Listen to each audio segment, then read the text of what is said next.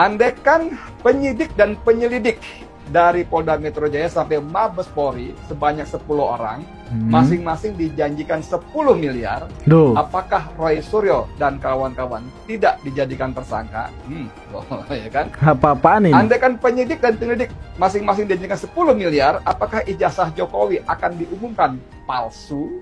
Figur-figur yang unik ya, seperti Pak Roy Suryo misalnya, ya, maupun pendukung-pendukungnya. Kasus-kasus calon bupati, wali kota, gubernur, kalau ijazahnya palsu kan ketahuan itu biasanya, itu kan akhirnya kan dianulir kan. Ini kan nggak dianulir. Yang kedua, ini yang sederhana aja ya, pakai logika. Institusinya ini Universitas Gadjah Mada, gitu. Bukan universitas nggak jelas di antah berantah.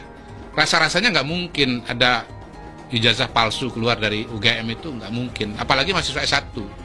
Mahasiswa S1 itu kan bertahun-tahun kuliah.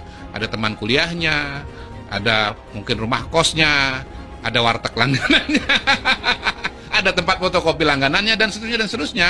Jadi sebetulnya agak naif untuk mengatakan ijazah Pak Jokowi itu palsu. Tersebut kami, saya, Pak Roy Suryo, Pak Rismon Sianipar, dan rekan-rekan lainnya sebagai manusia kardus, pengacau, serta meminta kami agar ditangkap dan ditahan karena mempertanyakan keaslian ijazah Pak Joko Widodo.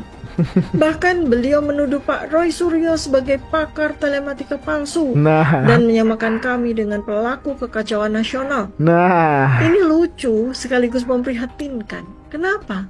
Karena ini bukan tentang Roy Suryo, bukan tentang saya, bukan tentang personal. Ini tentang mengapa satu pertanyaan akademik harus dijawab dengan ancaman hukum. Ijazah Pak Joko Widodo itu benar dan sah, jawab saja. Tunjukkan bukti, klarifikasi resmi, selesai. Menyerang pribadi, mengadu kepada polisi, bahkan menyebar fitnah dan ancaman, justru itu memperkuat kecurigaan publik.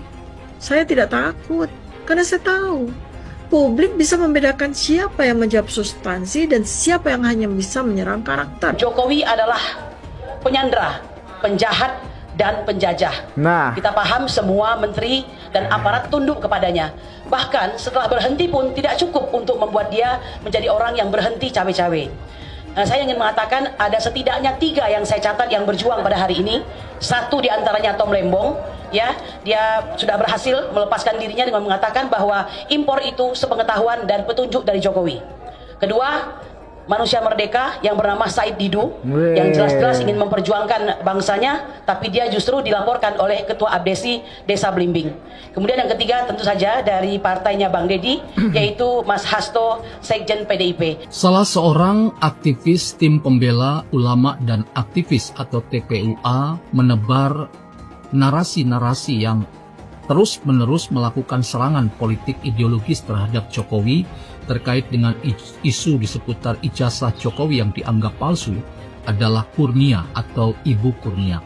Tapi saya punya tesis pendek untuk Anda. Arogansi wacana hanya datang dari politik fitnah dan politik kebencian. Maka lambat atau cepat, usaha Anda dan ikhtiar Anda dan kelompok Anda itu hanya akan menunggu waktu. Kegagalan demi kegagalan. Pak Anies emang benar lagi mencari pekerjaan dan berburu jabatan. Ayolah teman-teman, kita carikan pekerjaan buat Pak Anies. Sekarang termasuk Pak Anies sedang berburu jabatan. Berburu jabatan. Ketika Pak Anies berburu jabatan setelah nggak dapat presiden, ya berburu sekarang jadi gubernur, kan butuh pekerjaan baru. Jadi hal yang wajar, saya pengen ketemu Pak Bram. Anies Rashid Baswedan mencari pekerjaan. Sudah diposting ya teman-teman oleh USS Fit setelah gagal menjadi capres, gagal juga menjadi cagup DKI Jakarta. Sekarang Pak Anies mencari pekerjaan. Mencari pekerjaan. Sekarang open to work. Nah itu lucu ya. Jadi sekarang Pak Anies mencari pekerjaan. Semangat untuk semua anak abuah seluruh dunia dan akhirat. Silahkan merekomendasikan Pak Anies ke ownernya masing-masing. Siapa tahu bisa sekantor sama abahnya sekalian. Sekarang Anies Baswedan kan bingung, nggak punya panggung. Nggak punya panggung, jadi bingung mau jadi apa. Partai nggak punya, diajak partai lain enggak, punya jabatan enggak. Makanya kerjanya di nongol di YouTube orang dulu. Lu undang dia ke sini, datang dia. Yakin orang gak ada kerjaan. Lu pikir kenapa Anies Baswedan datang ke pelantikan? Ganjar kan gak datang? Anies kan datang. Orang nganggur. Pak Anies juga bingung. Aduh, gue terima undangan lagi, suruh datang. Kalau gue ngeles apa ya, orang gue nganggur, semua orang tahu ya datang lah dia. Menjadi calon wali kota, calon gubernur, calon presiden itu verifikasinya KPU. TPU apa itu? Tim pembela apa itu? Itu apa? Institusi apa? Kenapa justru kalian yang begitu terasa seperti hakim di atas segala hakim di Republik ini untuk menentukan sah tidaknya satu? Itu bagaimana itu, Zam? Please, tolong. Bagaimana bisa? Apa itu? Tim apa itu? Kenapa begitu? Gini. Jadi coba lihat dulu, Zam. Dengar dulu. Tadi waktu antum ngomong, anak dengar. Sekarang anak ngomong. Maksud saya begini, bos. Sekarang ini pemerintahan baru, saya itu dengar langsung dari Presiden Joko Widodo pada waktu itu bahwa ya wes, sabar ngabalin karena kan ini sebentar lagi saya selesai. Mungkin saya selesai, sudah selesai.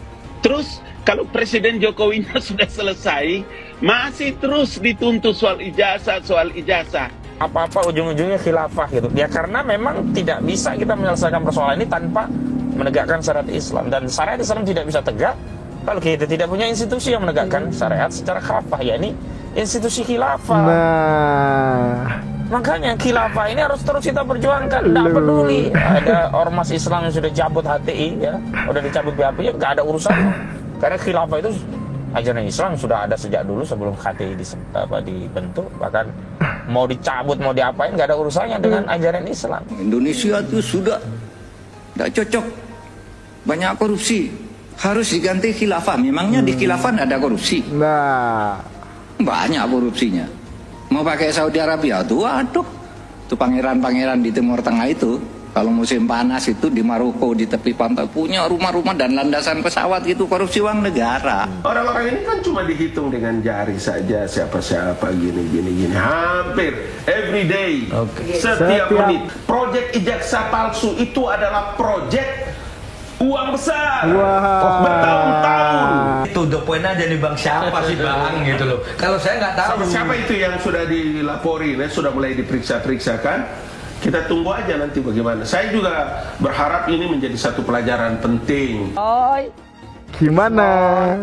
Viva, Fadila, gimana? Udah siap-siap belum kalian? Udah beres-beres belum buat pindah kamar?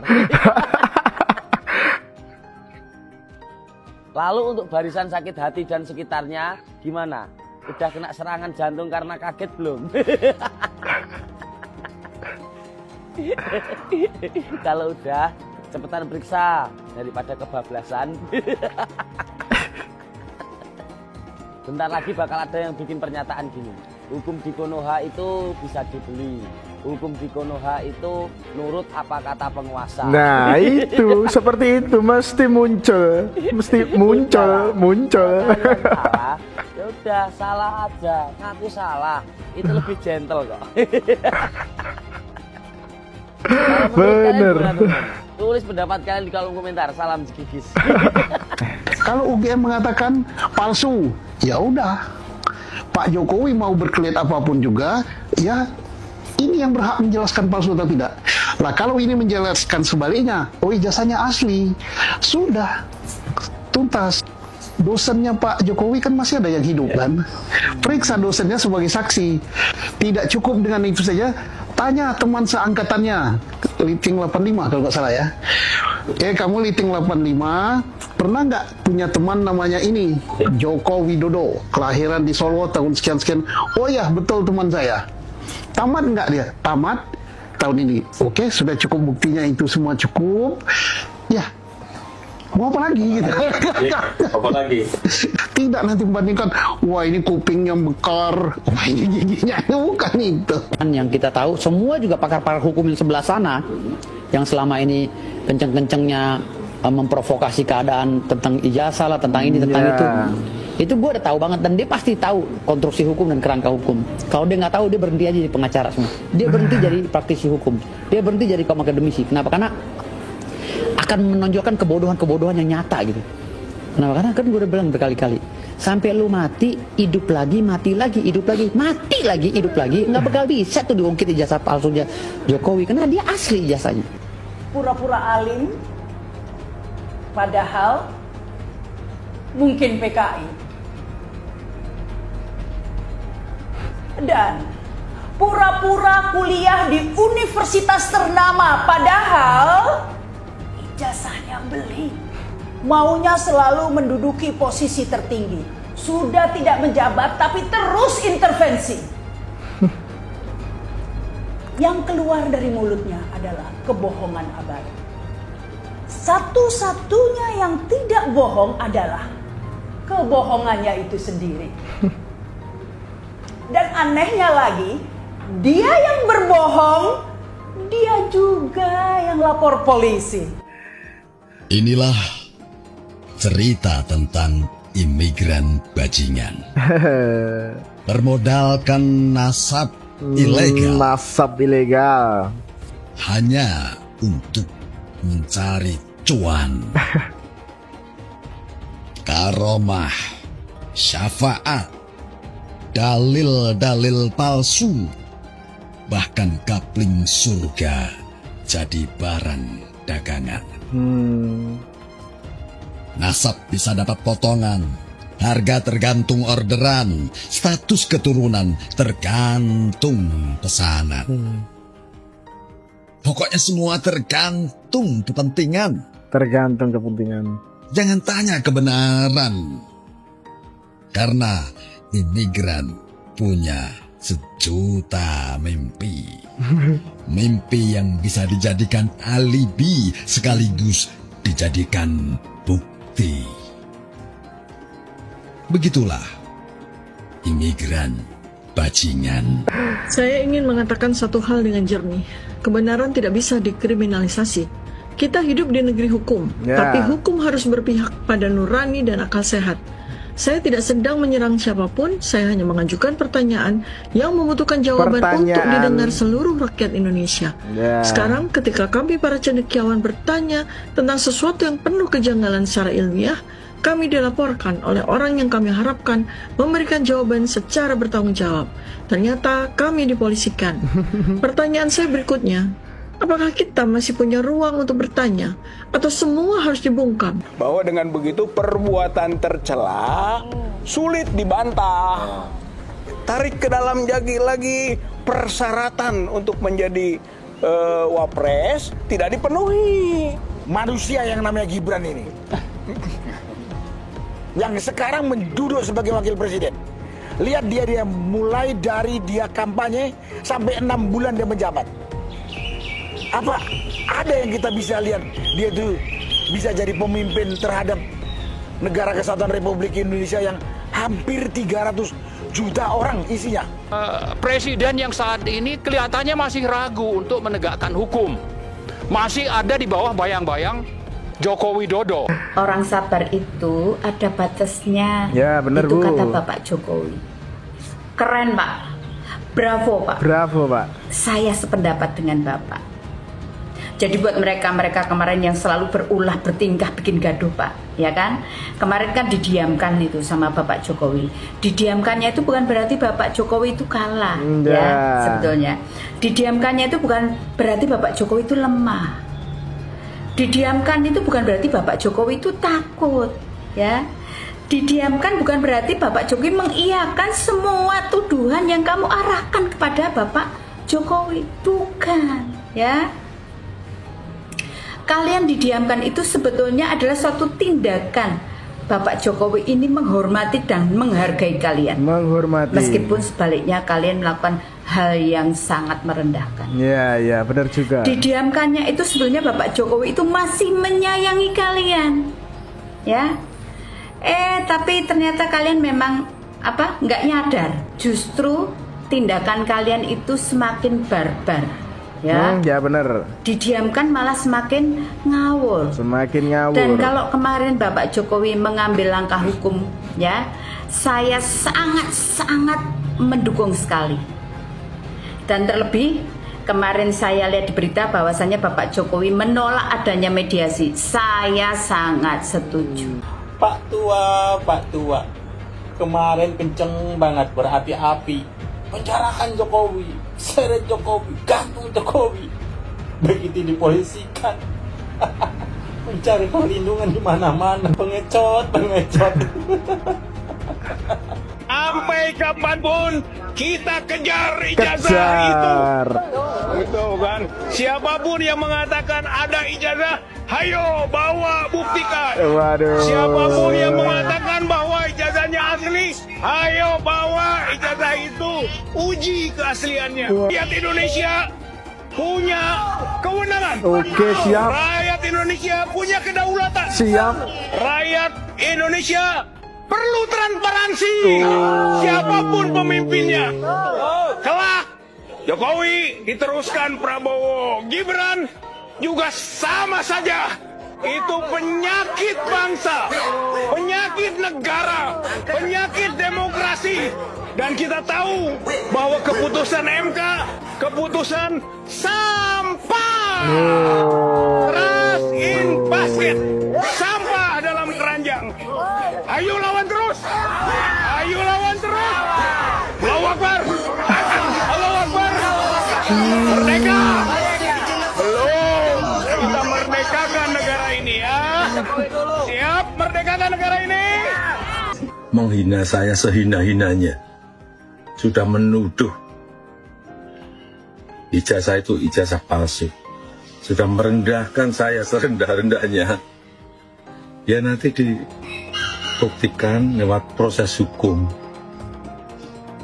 Nanti akan kita lihat di proses di pengadilan seperti apa. Artinya kalau untuk pelaporan itu bisa untuk peringatan ke pihak lain gitu nggak Pak yang nanya semua? Nanti akan menjadi pembelajaran kita semuanya. Adili Jokowi, tangkap Jokowi, adili Jokowi, tangkap Jokowi. Saya berharap tulisan itu ada di seluruh pelosok Indonesia agar KPK bekerja jebloskan biang koruptor, saudara. Setuju tidak? Setuju tidak? Angkat tangan semua, takbir. Takbir. Sallu ala Nabi. Alhamdulillah. Mudah-mudahan cepat di penjara sama Prabowo. Amin. Saya udah kirim pesan sama Pak Prabowo. Pak Prabowo jangan pakai dilindung-lindungin lah. Udah jeblosin aja ke penjara. Biar dia busuk di penjara. Amin. Amin. Kalau Bapak Presiden Prabowo jebloskan Jokowi ke penjara, setuju gak? Setuju gak? Bukan dia aja, Fafa juga jeblosin. Amin. Cuma tunggu tanggal mainnya, tunggu.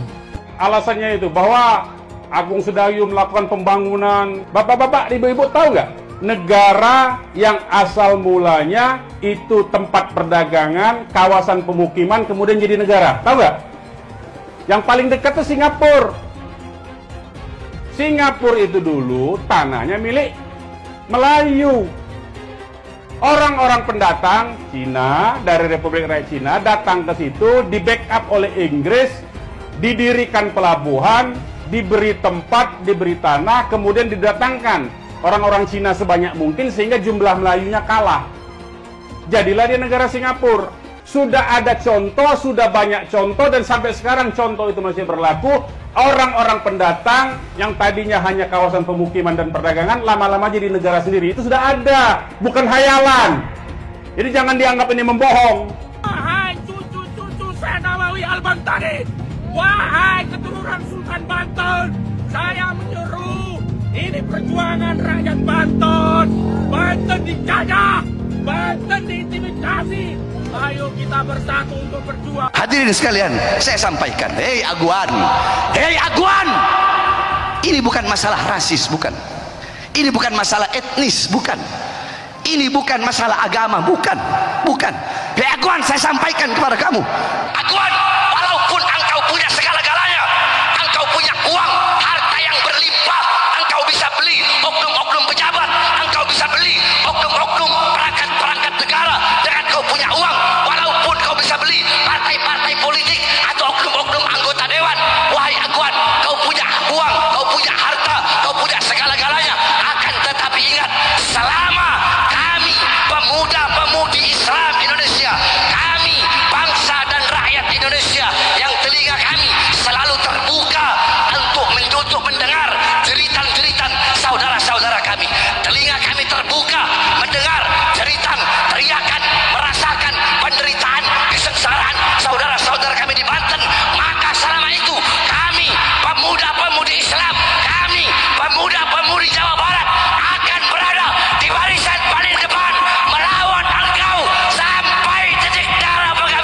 Makanya saya berani katakan di sini, hei orang miskin, hei orang melarat, tidak usah bayar pajak karena pemerintah haram mengambil pajak dari orang-orang miskin dan melarat, saudara. Allah mewajibkan zakat hanya kepada orang kaya. Haram ambil pajak dari rakyat, saudara. Haram, apalagi dari rakyat miskin yang melarat, yang nyari kerja susah, yang makan susah. Haram kau ambil pajak dari mereka. Lalu Prabowo lengserkan dia, setuju gak? Setuju gak? Dukung tidak? Takbir! Kita akan seret mereka semua untuk dijebloskan ke dalam penjara. Takbir! Setuju tidak? Setuju tidak? Enggak berkelahi aja kita aduk, jadi berkelahi. Di Banten sendiri saat ini berlangsung upaya untuk membangkitkan kemarahan masyarakat Banten untuk menolak pengembangan PIK dan PIK-PIK selanjutnya. Mantan Ketua KPK Abraham Samad bersama Said Didu juga melaporkan kasus PIK 2 dan aguan ke KPK. Menurut Samad, laporan ini mencakup 6 aguan serta mantan Presiden Jokowi. Menurut mereka, di dalam kasus ini ada dugaan korupsi dan suap yang telah menyebabkan kerugian negara. PIK 2 menunjukkan kejahatan etnis Cina kepada kaum pribumi. KPK yang menjadi macan ompong menghadapi Anies Baswedan. Ada apa dengan KPK sehingga dia tidak berdaya untuk mengungkap kasus Formula E dan banyak proyek-proyek siluman, proyek-proyek yang dananya di markup di Pemprov DKI. Ada apa? Kenapa KPK menjadi macan ompong di depan Anies Baswedan? Ada apa? Kabarnya dengar katanya itu Formula E itu yang makan uangnya juga rame-rame, ada juga DPRD DKI. Ya tangkaplah, ya kan? Tangkap tuh anggota-anggota DPRD DKI dan Anies Baswedan. Selesaikan Formula E itu. Tindak tegas. Cuman ya susah. Lembaga KPK-nya sendiri, oknum-oknumnya itu juga banyak maling. Itu waktu si Novel Baswedan itu menjadi penyidik KPK tuh ditawarin mau berapa tahun. Itunya di penjaranya mau berapa tahun, itu ada harganya, ya kan? Mau 2 tahun sekian, 5 tahun sekian, 10 tahun sekian, 12 tahun sekian. Kalau seumpamanya si koruptor ini tidak mau memberikan uang, ya diperberat, ya kan? Nah itulah kerjanya KPK. Semoga mau seperti apapun hebatnya, kong kali kong kejahatan yang dilakukan oleh Anies Baswedan, ya, menyalahgunakan kewenangan atau menyalahgunakan anggaran Formula E ataupun anggaran yang ada di Pemprov DKI. Ya, yakin suatu hari nanti Allah Subhanahu wa taala akan menurunkan azab yang seberat-beratnya kepada Anies Baswedan CS. Saya tidak mau pemimpin masa depan menyalahkan angin di kemudian hari. Anda kalau nyindir lain kali jangan pakai angin, Mas. Mau bilang lagi jangan salahkan angin. Saya kan sampaikan soal angin ya kemarin. Angin tak ada KTP-nya. Angin itu bergerak dari sana sini. Ketika polutan yang muncul dari pembangkit listrik tenaga uap mengalir ke Jakarta, maka Jakarta punya indikator, karena itu Jakarta mengatakan ada polusi udara. Ketika anginnya bergerak ke arah Lampung, ke arah Sumatera, ke arah Laut Jawa, di sana tidak ada alat monitor. Ada orang yang bilang jangan cerita soal angin, maka dia tidak menghormati ilmu pengetahuan. Bapak Politik Identitas Indonesia Anies Baswedan, Bapak Intoleransi Indonesia Anies Baswedan, jangan lupakan, jangan terlena, jangan sampai dia pecahkan kita dengan dagangan ayat dan mayatnya. Air itu turun dari langit, turunnya ke atap rumah langsung sumur bor, bukan ke sungai dan ke laut. Syukuri kenapa kalah, kenapa ditahan. Saya bersyukur atas itu semua. Saya coba bayangkan ya, kalau seandainya waktu itu kita menang gitu ya, hari ini belum tentu kita bisa nikmati seperti ini. Kita bersyukur 5 tahun Tuhan izinkan kasih ke orang yang pintar ngomong untuk kerja. Coba kalau kita bayangkan gitu ya, kalau kemarin saya masih jadi gubernur, ini saya udah turun ini. Tapi yang pintar ngomong itu dikira orang hebat kan? Ini lebih berbahaya tahun 2024. Langsung ketahuan karakternya. Langsung ketahuan itu. Saya juga ada kutipan Pak di kamar saya Pak. Tulisannya, Jakarta telah mengambil keputusan yang fatal. Dan ini aneh, betul-betul aneh. Ini bukan kampanye, tapi saya sampaikan sini. Di satu sisi menyiapkan jalur-jalur air untuk dikirim ke laut, di sisi lain di lautnya dipasang dengan pulau reklamasi. Tinggal tunggu waktu jadi rob, air balik. Dan ini melawan sunatullah. Kenapa? Air itu turun dari langit ke bumi, bukan ke laut. Harusnya dimasukkan ke dalam bumi, maksudnya tanah. Di seluruh dunia air jatuh itu dimasukkan ke tanah, bukan dialirkan pakai gorong-gorong raksasa ke laut.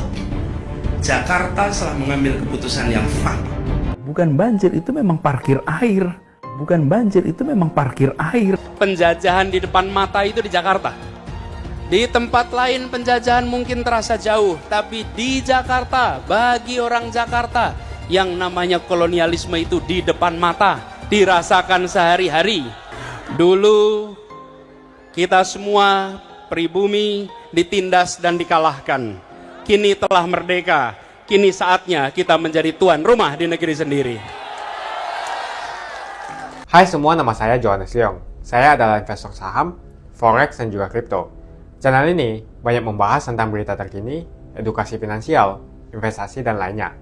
Jangan lupa subscribe channel ini kalau kamu suka dengan konten yang serupa. Follow juga sosial media lainnya yang saya taruh link di kolom deskripsi.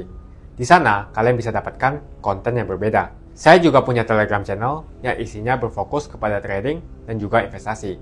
Itu Telegram channelnya gratis. Oke, kita lanjut ke videonya.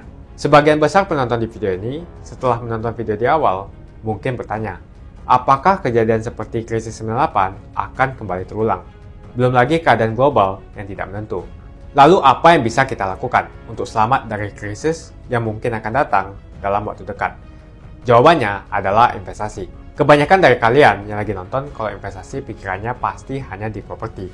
Tapi ketika terjadi krisis seperti 98, apa yang terjadi dengan rupiah ketika hyperinflasi? Dan juga apa yang terjadi dengan harga properti? Harga dolar dari Rp2.500 terbang ke Rp15.000. Otomatis utang yang harus kita bayarkan naik 6 kali lipat. Banyak bisnis yang bangkrut. Kebakaran terjadi di mana-mana. Hingga rumah pun bagaikan tidak ada harganya. Mau dijual pun tidak ada yang mau beli. Saya tidak mengatakan ini akan terjadi lagi. Tapi kemungkinan terjadi seperti Mei 98 tetaplah ada. Negara gede seperti Argentina, Venezuela, dan Turki baru-baru saja mengalami hyperinflasi. Apalagi setiap hari kita ketemu ada saja konten yang berbau sara ke orang Tionghoa yang ada di Indonesia. Entah itu dari Instagram, ataupun dari YouTube, ataupun sosial media lainnya. Kita bisa lihat di tahun 2017, saat Pilgub Jakarta, hampir terjadi kerusuhan seperti 98, karena Ahok dituduh menodai agama. Ahok pun harus dipenjara untuk menenangkan masyarakat yang dengan gampangnya dihasut untuk membenci Tionghoa dan tidak memilih pemimpin yang beda agama. Pada akhirnya, Anies jadi gubernur dengan bantuan Ormas Terlarang FPI. Dan sampai saat ini dijuluki sebagai Bapak Politik Identitas. Kejadian itu pun berlanjut hingga saat ini. Masifnya pemberitaan sara terhadap Tionghoa beredar di media-media nggak jelas. Penontonnya setiap hari dihasut untuk menggulingkan pemerintah karena tuduhan Indonesia dikuasai oleh Taipan atau Sembilan Naga, yang ujung-ujungnya menyalahkan Tionghoa lagi. Kita bisa melihat kejadian di PIK 2, di mana ormas terlarang seperti FPI dan juga HTI terus menghasut masyarakat untuk membenci Tionghoa. Saya tidak bisa membayangkan jika kejadian seperti Mei 98 terulang kembali. Setiap musibah yang selalu disalahkan adalah keturunan Tionghoa. Setidaknya di video ini, saya akan membagikan strategi saya yang sudah saya terapin jika kejadian 98 terulang kembali. Tujuan dari strategi ini supaya kita setidaknya bisa selamat dari masalah finansial ketika musibah ini terjadi. Strateginya adalah investasi di aset yang berbeda-beda, bukan di satu jenis aset saja. Misalnya hanya di properti. Kalian bisa mulai belajar berinvestasi di aset yang berbeda seperti Bitcoin, emas, dolar, bahkan saham global atau saham Amerika. Ini adalah cara yang bagus untuk mengurangi risiko tergantung kepada satu jenis aset saja. Bukan nggak nasionalis kalau kita mau invest di aset-aset yang saya sebutkan tadi. Tapi memang peluang yang kita dapatkan dan potensinya memang jauh lebih bagus dari properti, apalagi deposito. Pertama, pelajari jenis aset seperti emas. Setidaknya kita bisa terlindung dari efek hyperinflasi ketika terjadi. Selain itu, kalian juga harus belajar bagaimana mendapatkan penghasilan dari emas. Kedua, kalian harus belajar investasi aset global seperti saham Amerika atau saham global. Ketika terjadi krisis, yang paling berdampak adalah saham-saham Indonesia. Karena semua utang perusahaan dalam bentuk dolar akan terkena dampaknya. Deposito reksadana, properti juga akan terkena imbasnya. Ketiga adalah kalian harus belajar mengenal berinvestasi di Bitcoin. Alasan kenapa saya suka banget dengan kripto, karena kita bisa pergi ke negara apapun di dunia ini, misalnya di Singapura, dan saya tinggal jual kripto saya di negara itu. Saya menganggap Bitcoin itu sebagai aset properti digital yang bisa saya bawa kemanapun dan jual kapanpun saja secara instan. Kalau saya butuh uang, detik ini juga bisa saya jual, tidak usah menunggu berbulan-bulan. Itulah strategi saya jika kejadian 98 terulang kembali, untuk selamat dari masalah finansial. Kamu bisa cek link di kolom deskripsi untuk mulai investasi. Dan saya sudah sediakan juga video playlist supaya membantu kalian paham tentang investasi. Semoga video ini membantu kalian untuk selamat dari masalah finansial ketika musibah ini terjadi kembali. Semoga Indonesia selalu damai dan sampai jumpa di video selanjutnya.